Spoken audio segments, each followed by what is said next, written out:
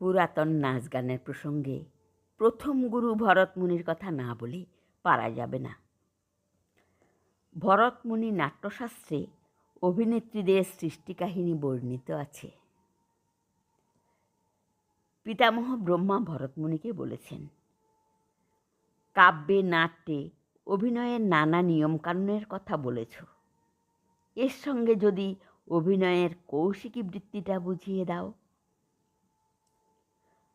কৌশিকী বৃত্তির কাজ নাটকে প্রাণ সঞ্চার করা, বিশেষত শৃঙ্গার রসের অভিনয়ে নায়ক নায়িকার অভিনয় কৌশিকী শ্রোতার হৃদয় আপ্লুত করিয়া তোলে।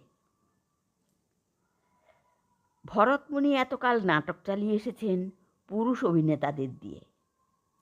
শুধু পুরুষ মানুষ দিয়ে রস ভাব সম্পন্ন শৃঙ্গার আমদানি করা সহজ নয়।